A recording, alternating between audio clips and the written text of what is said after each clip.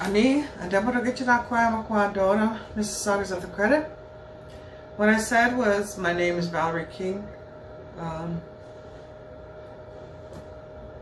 name is She Who Speaks the Truth, Woman Warrior Leader, Bear Clan. I am from Mississaugas of the credit. I've lived here all my life. I have 7 children and 7 grandchildren. I want to thank Jody for asking me to do this video. I'm going to try to do a few videos. We did one where my family were singing together, and I want to do this one. And it's going to be about the drum, a little bit about the drum. So I'm going to start off with the song, then I'm going to talk a little bit about the drum.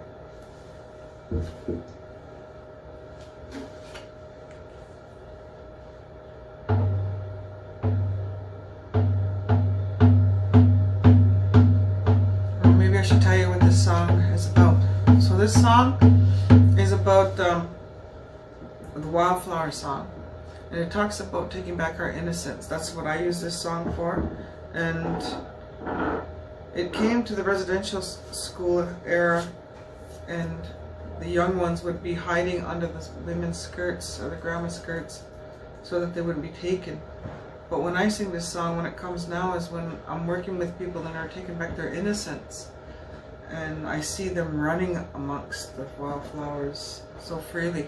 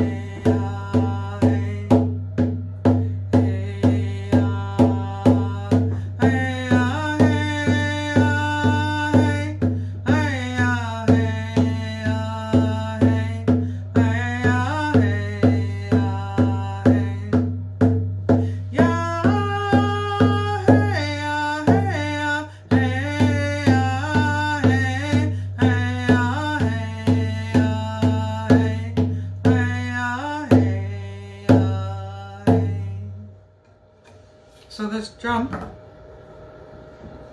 there's a tick hook that goes with it, and some people call it a striker, but I don't call it a striker because to me in the Western language a striker means to hit someone, and we call it a tick hook, which means a little tree, or it looks like a little tree.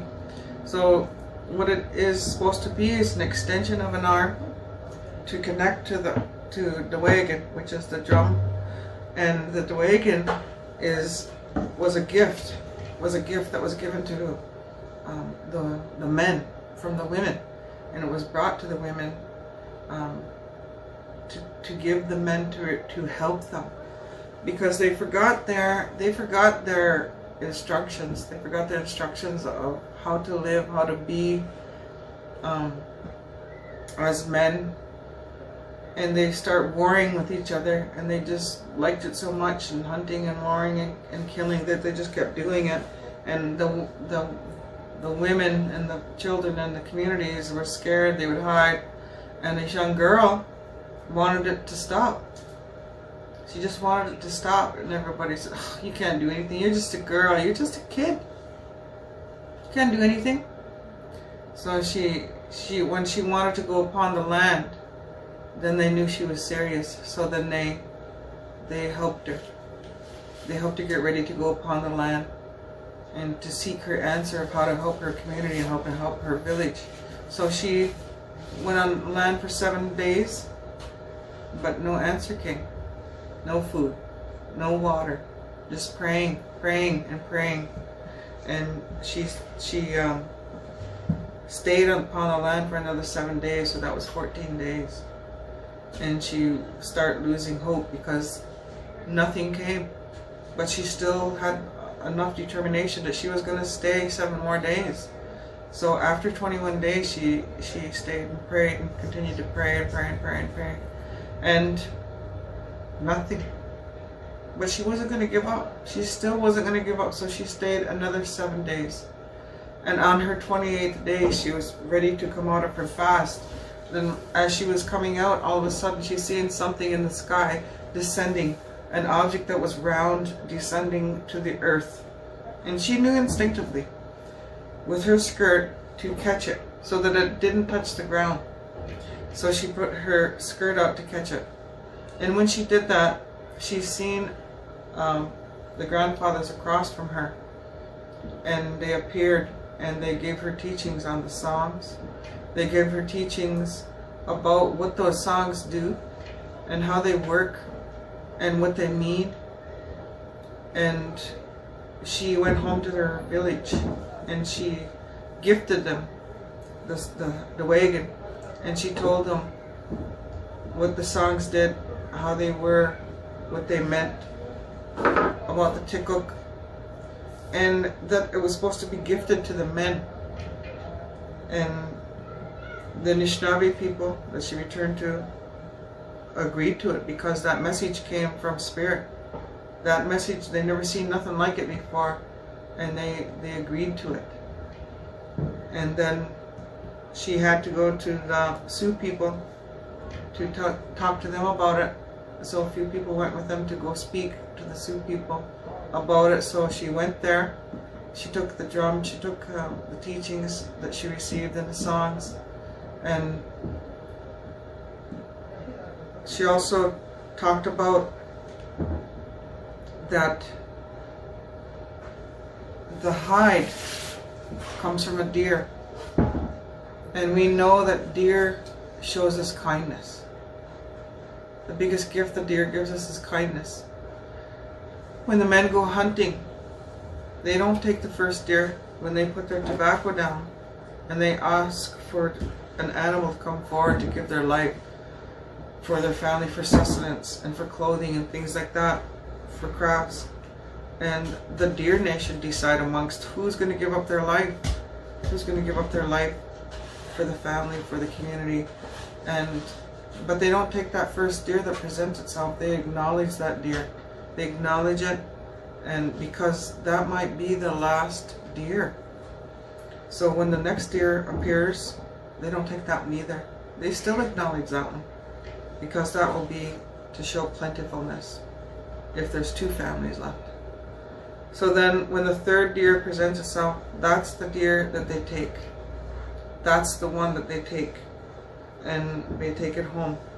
And they work with that deer and use every part of that deer, the brain, the bones, everything. And that's the kindness that's on here to remind us. And on this side is the tick, is the tree. So usually the men work with this. The bigger drum, it's a bigger hollow drum. And that wood, if you look at the wood or the tick, those trees are like a family too, a community of trees, and they bend and sway to each other, and they make room for each other. They have boundaries, but they still know how to work together. They're unique. They all have their gifts. They all have their medicines, and it's giving us a gift to hold this together. So that strength and that kindness, and makes that heartbeat of Mother Earth, and it helps with the vibration. It helps with the vibration that goes out within into your being to help lift us up. That's what all of this is about. That's why it feels so good when we go out and sing our songs. And there's a whole ceremony around this when we do the birthing ceremony with this and make our design on the back.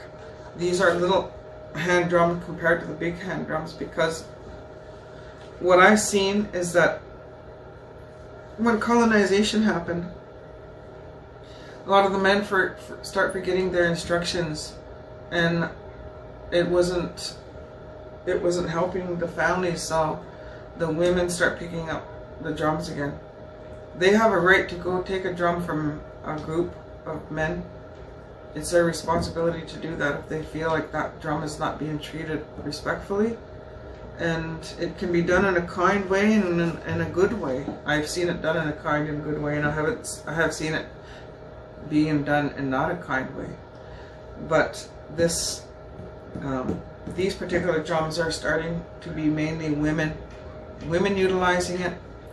There's not very many women hand drum groups that are sing together.